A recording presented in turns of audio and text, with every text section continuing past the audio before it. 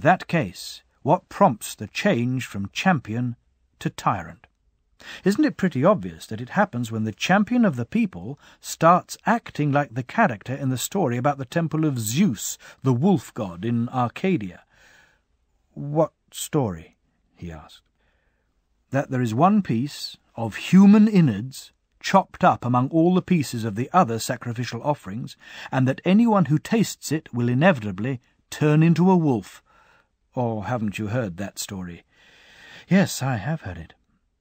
Isn't it the same with the champion of the people? Once he really wins the mob over, the blood of his kinsman is no bar to him. He accuses someone falsely, as such people do. He brings him to trial and murders him, and as he rubs out a man's life, his unholy mouth and lips taste the blood of a butchered kinsman. He drives people into exile or kills them, hinting at a cancellation of debts and the redistribution of land. What is the inevitable and predestined next step for someone like this? Doesn't he either have to be destroyed by his enemies or else become tyrant, turning from man into wolf? Yes, that is absolutely inevitable, he said. He becomes the architect of civil war against those who own property. He does. Well then, if he's sent into exile, but returns despite his enemies, doesn't he return as an out-and-out tyrant? Yes, obviously. And if his enemies are unable to drive him into exile or kill him by attacking him publicly, then they start plotting to kill him secretly, by assassination. Yes, that's certainly what tends to happen, he said. The tyrant's response to this is the famous request which everyone who has reached this stage discovers. He asks the people for a personal bodyguard to guarantee the safety of their people's champion. Indeed, he does. And they give him one. More worried about his safety than their own, presumably. Much more. Shall we then describe the happiness of this man and of the city where such a creature comes into being? By all means, let's describe it, he said. Very well. To start with, in the early days, doesn't he have a smile and a friendly word for everyone he meets?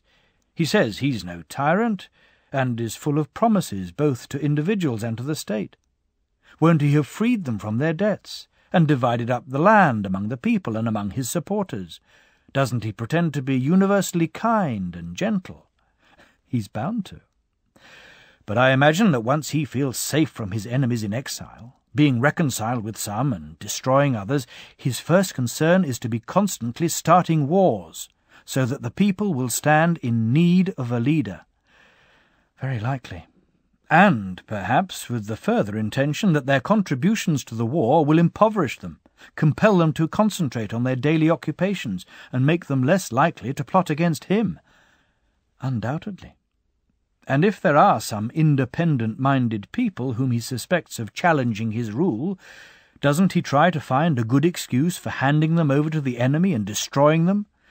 For all these reasons, isn't a tyrant always bound to be stirring up war?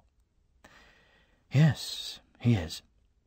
Doesn't this tend to make him increasingly unpopular with the citizens? Of course it does. Then the boldest of those who helped to make him tyrant, and who are now in positions of power, start to speak their minds freely, don't they? Both to him and to one another, criticizing what is going on.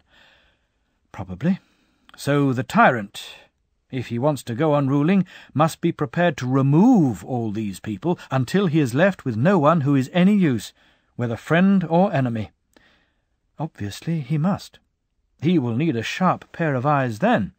He needs to pick out the brave, the noble, the wise, and the rich, since it is his unavoidable good fortune, whether he likes it or not, to be the enemy of all of them. He must plot their downfall until he has got the city clean. A fine way to clean a city, he said. Yes, the exact opposite of what doctors do to the body. They remove what is worst and leave what is best. With the tyrant, it is the other way round. That's what he has to do, apparently, if he is to go on ruling.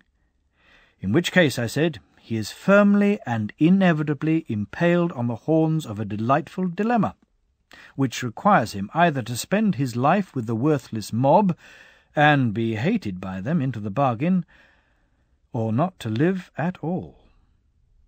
That's about the size of it, he said. And the more hated by the citizens his behaviour makes him, the larger and more reliable a bodyguard he will need, won't he? Of course. Who are these reliable people, then? Where can he send to for them? They'll come winging their way of their own accord, he said, any number of them, as long as he pays the going rate. Dog's teeth. Drones again. Foreign ones, all kinds of them, I think you're talking about. Good. I haven't given you the wrong impression, then. And from the city itself, might he not bring himself... To do what? To deprive the citizens of their slaves, set the slaves free, and make them part of his bodyguard? Indeed he might.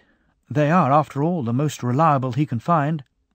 What a wonderful thing you make a tyrant out to be, I said, if these are the people he has as his friends, the people he can trust, once he has destroyed the friends he started with.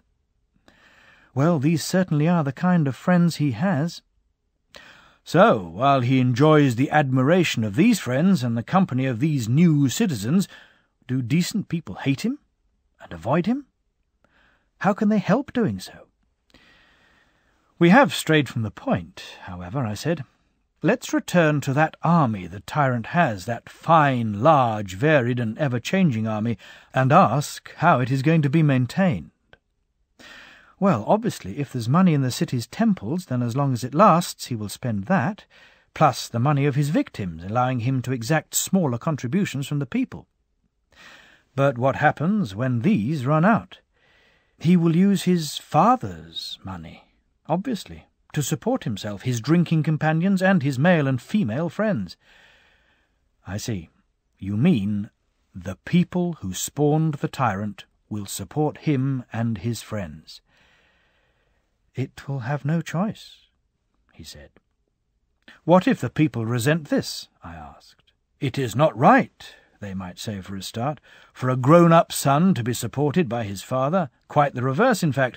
A father should be supported by his son. What is more, the reason we fathered you and put you in power was not so that we could ourselves become slaves to our own slaves, as soon as you became powerful, and support you and them and the rest of your collection of human flotsam.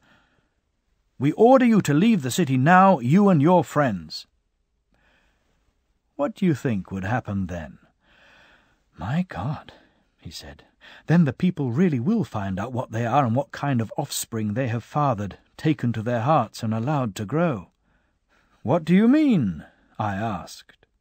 Will the tyrant use force against his parent? Will he beat him if he disobeys? Yes, once he has taken away his weapons. A parricide, then, this tyrant you are describing, a cruel guardian for man's old age. At this point, it seems, the thing is an acknowledged tyranny. The people have jumped out of the proverbial frying pan into the fire, from their enslavement to free men to a despotism of slaves. Yes, that is how it happens.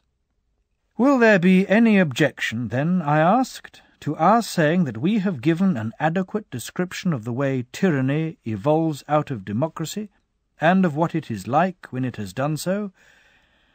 No, he said. Our description is perfectly adequate.